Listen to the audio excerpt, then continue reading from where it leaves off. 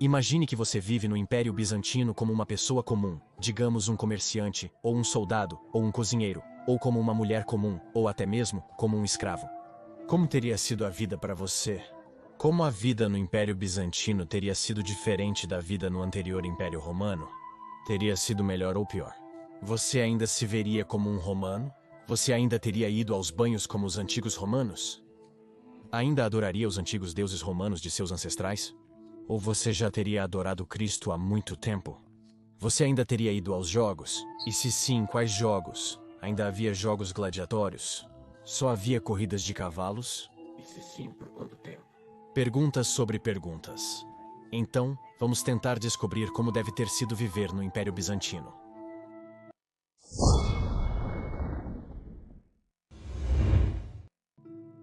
Antes de começarmos a descobrir como deve ter sido viver como uma pessoa comum no Império Bizantino, seria interessante primeiro saber o que era o Império Bizantino e o que esse termo significa. Este termo é uma invenção de estudiosos europeus do final da Idade Média ou do início do Renascimento, como Hieronymus Wolff, que introduziu este termo em algum momento para denotar o posterior Império Romano do Oriente. Mas este era um termo pejorativo, já que os europeus não gostavam de chamar os habitantes desse império em questão romanos do Oriente, e seu império, Império Romano do Oriente. Por que não? Bem, porque eles se viam como os verdadeiros sucessores do Império Romano com seu próprio Sacro Império Romano, e então, um termo foi introduzido que deslegitimaria os romanos do Oriente, como não sendo verdadeiros sucessores do Império Romano. Ainda mais, o termo em si não faz sentido, já que a cidade de Bizâncio, que dá nome a esse império, deixou de existir quando foi transformada em Constantinopla pelo imperador Constantino.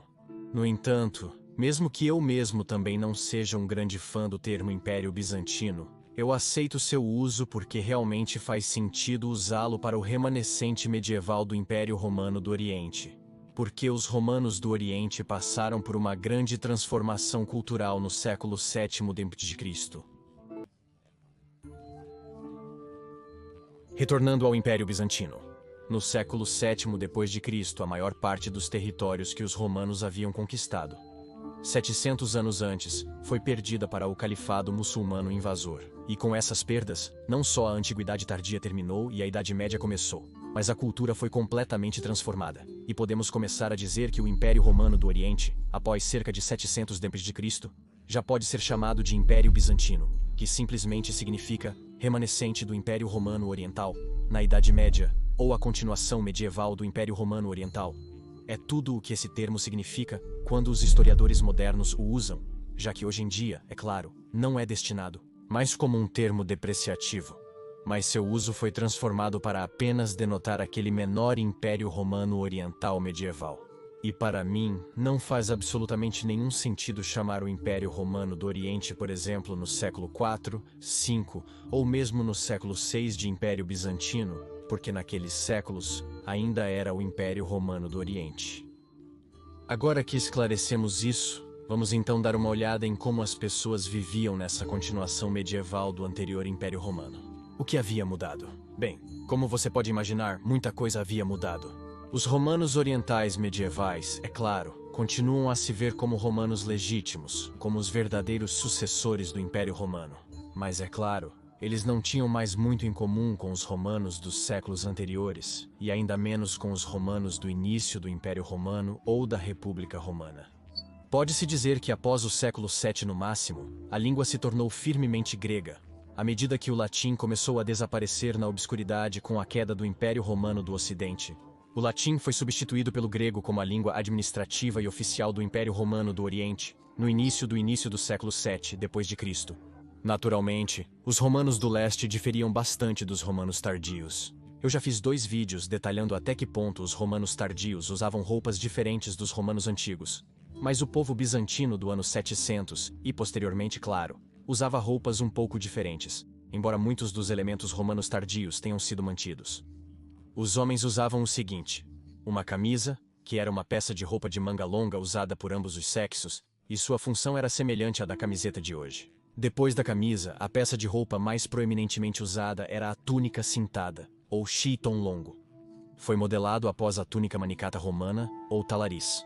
uma peça de roupa com mangas longas, cortadas em uma com a peça, ou costuradas, e anexadas nos ombros. A túnica caía em uma saia reta, e o comprimento da saia variava de abaixo do joelho até o tornozelo. Outro tipo de túnica, a dalmática, também era amplamente usada, e foi notada como a peça de roupa bizantina mais reconhecível. Mais solta na área da manga, originalmente era usada sobre outra túnica. Usar uma dalmática passou a representar aqueles que eram sacerdotes ou governantes. Além disso, os historiadores acreditam que, por baixo da túnica, quase todos os homens bizantinos usavam uma meia calça ou meias. O que não se sabe é se as meias eram Goddard, mas o que os historiadores sabem é que a parte superior da meia calça sempre deveria ser escondida pela túnica. Mulheres vestiam túnica e camisa de forma distinta dos homens. Quando usada, a camisa apareceria por baixo da túnica nos pulsos, saia e pescoço. A silhueta das túnicas femininas também era um pouco diferente da dos homens. As túnicas femininas eram mais justas e, portanto, exigiam mais frequentemente o uso de cintas em vez de cintos. No entanto, quando um cinto era usado, a arte bizantina mostra que o cinto era usado em pelo menos 3 níveis diferentes, logo abaixo do seio, na cintura natural, ou logo abaixo da cintura.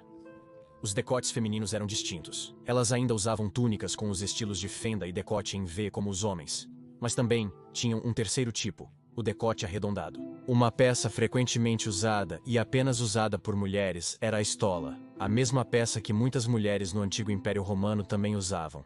Julgando pela arte religiosa e raras representações de mulheres fora da corte, é provável que as mulheres, especialmente as casadas, geralmente mantivessem seus cabelos cobertos em público. Além disso, infelizmente, elas provavelmente eram mais restritas em seus movimentos nas ruas em comparação aos homens.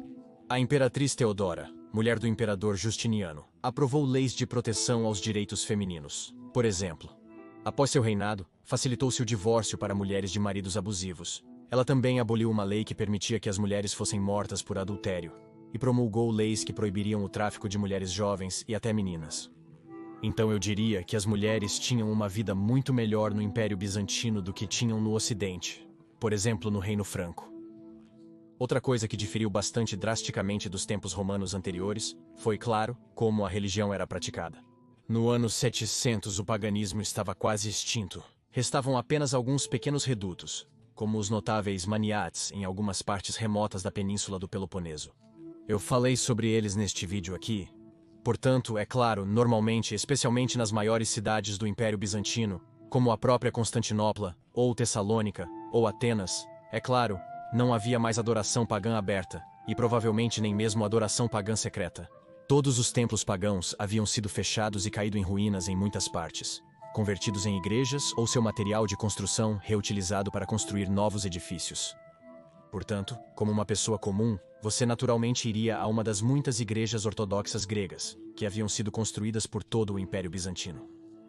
Outra coisa que havia mudado fundamentalmente naquela época era a cultura romana de banhos. Se você vivesse em Constantinopla nos 700, possivelmente teria sido uma das últimas vezes que poderia tomar banho como os antigos romanos faziam. A última referência aos banhos de Tsoixipos sendo usados para banho foi em 713 d.C. Depois disso, os banhos caíram cada vez mais em desuso. Os aquedutos foram destruídos durante o cerco persa-ávaro de 626, e após os enormes desastres da Guerra Persa, de 602 a 628, e as perdas posteriores para o califado muçulmano, muitos dos aquedutos foram de fato destruídos em várias cidades. E muitas cidades foram afetadas por uma grande perda de população, e muitos dos edifícios começaram a cair em ruínas. Por exemplo, Constantinopla em 700 d.C. tinha apenas cerca de 100 mil habitantes, comparado a 500 mil, apenas 150 anos antes. Grandes partes da cidade foram abandonadas, semelhante ao que aconteceu com Roma após os 3 saques do século V. Eu falei sobre o estado surpreendentemente desolado de Constantinopla em 800 d.C. neste vídeo aqui.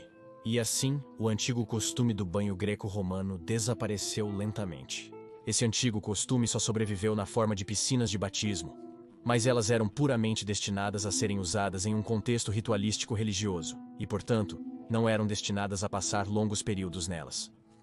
E os jogos na antiga Roma? Poderia ir ao Coliseu para ver gladiadores ou caças a animais. Você poderia ir a um dos diversos circos da cidade, como o maior, o Circus Maximus, e ver corridas de bigas incríveis. Então, isso seria possível no Império Bizantino?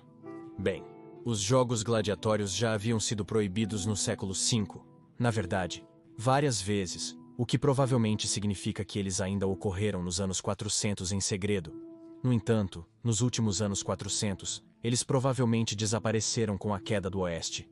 E em Constantinopla, por exemplo, não havia nem mesmo uma arena para jogos gladiatórios em Constantinopla na era de Justiniano. Você ainda podia presenciar incríveis corridas de bigas. No entanto, quando o Império se viu confrontado com guerras constantes de todos os lados, e quando perdeu a África, Egito e o Levante, as corridas de bigas também caíram no esquecimento. A partir de 700 d.C., as corridas de bigas se tornariam muito menos frequentes e muitas vezes assumiriam mais um papel cerimonial. E ainda assim, raramente em ocasiões especiais, mesmo em 800 ou 900 d.C., você ainda poderia ir ao antigo hipódromo, que provavelmente já mostraria sua idade naquela época, e ver os azuis e verdes competindo um contra o outro como nos velhos tempos, porém com muito menos espetáculo e tumulto. As corridas continuaram nessa forma diminuída até o século XII, quando a área do hipódromo gradualmente perdeu importância e foi eventualmente abandonada por 1453, quando Constantinopla caiu. O hipódromo há muito tempo era uma ruína abandonada e meio dilapidada. Olá, queridos amigos da história romana tardia. Sou eu, Sebastian, o criador e a pessoa por trás de Maiorianos. Peço desculpas por esta breve interrupção, mas queria pedir a sua ajuda para apoiar o Maiorianos e apoiar o canal para que possamos manter o Maiorianos, um canal sobre a história romana tardia. Como você sabe, o algoritmo do YouTube muitas vezes não é muito gentil com tópicos de nicho, como a história romana tardia, e portanto, eu realmente preciso do seu apoio para manter o Maiorianos do jeito que está, para manter um canal sobre a história romana tardia, para que possamos continuar a explorar esta era mais fascinante do Império Romano tardio e para que não tenhamos que transformar o Maiorianos em um canal de história mainstream. Obrigado por considerar me apoiar via Patreon ou via associação ao YouTube. Não posso agradecer o suficiente a vocês, agradeço do fundo do meu coração. O próprio Maiorianos estaria orgulhoso.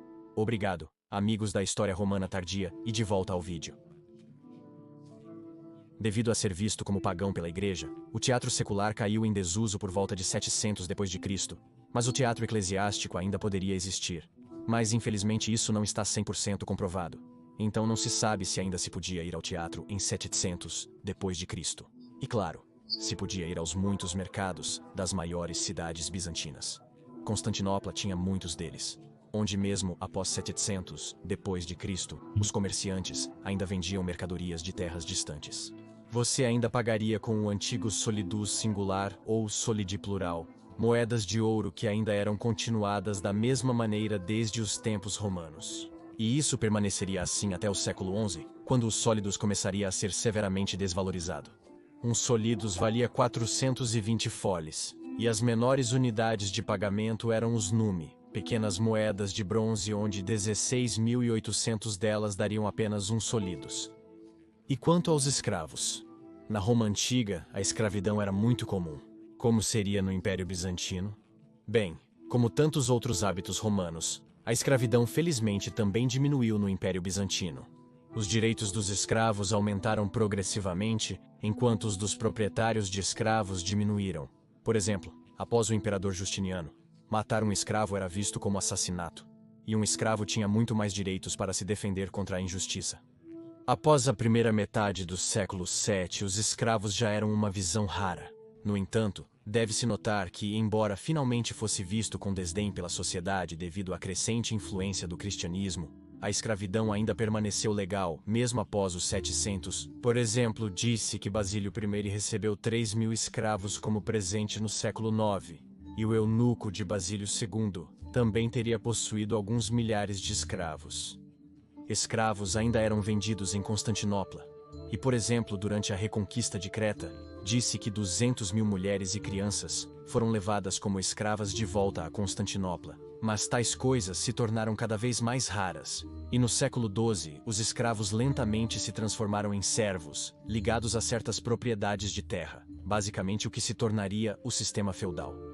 A comida também mudou em relação aos tempos romanos anteriores. Quando o Egito, o celeiro do império, caiu, naturalmente, é claro. A falta de importações de grãos significava que menos alimentos à base de grãos eram consumidos. Portanto, alimentos à base de carne e peixe se tornaram a norma. No entanto, é claro, o pão em todas as suas variedades ainda era consumido. Claro, o famoso molho de peixe fermentado que os romanos gostavam, chamado garum, ainda era muito popular, bem no final do período bizantino. A carne de porco salgada e o frango eram populares, já a bovina era rara, pois o gado era mais usado para trabalhos no campo. Então encontramos uma rica variedade de alimentos, que eu vou, claro, explorar em um vídeo próprio. E claro, uma rica variedade de diferentes vinhos era consumida. Na verdade, os vinhos bizantinos eram bastante populares na Europa Ocidental. Mas e a própria moradia? Como era a vida no Império Bizantino? Bem, o poço geralmente tinha grandes casas com vários quartos, pátios internos, banheiros, jardins, fontes e até uma pequena capela. Os cômodos públicos dessas casas tinham pisos de mármore e paredes decoradas com mosaicos, enquanto os cômodos privados, como quartos, que geralmente ficavam no segundo andar, tinham interiores pintados. Mas os cidadãos mais pobres nas grandes cidades, especialmente em Constantinopla, viviam em apartamentos do tipo insular, feitos de tijolo e argamassa, bastante semelhantes às insulae na antiga Roma, e eles também tinham muitos andares. Claro, não havia água corrente, então a higiene era bastante rudimentar, novamente semelhante à antiga Roma. Em áreas rurais, um pequeno grupo de casas poderia ser construído para formar uma aldeia. Os edifícios aqui tinham 2 andares, o inferior para os animais e o superior para os agricultores, e um pátio interno com vista para uma varanda. As casas rurais não tinham água corrente e não há evidências de banheiros internos. Então, podemos ver que, enquanto em alguns aspectos a vida no Império Bizantino era muito diferente dos tempos romanos anteriores, em outros aspectos ainda era bastante semelhante aos tempos romanos anteriores. E, portanto, ainda poderíamos encontrar muitos aspectos romanos nos chamados bizantinos, mesmo após 700 d.C. E por favor, curta e se inscreva para que você não perca nenhum vídeo futuro sobre a fascinante era do final do Império Romano. Claro, agradeço a todos que apoiam Majorianos, seja via Patreon, associação no YouTube ou doação pelo PayPal. Obrigado por apoiar Majorianos para que eu possa manter este canal sobre a história do final do Império Romano. Para saber mais sobre Constantinopla em 800 d.C., assista ao vídeo no canto superior direito. Mas se você quiser aprender mais sobre por que eu não sou um grande fã do termo Império Bizantino, você pode assistir ao outro vídeo no canto inferior direito. Eu agradeço novamente a todos os amigos da história romana. Gratias Tibiago e Bene Valete.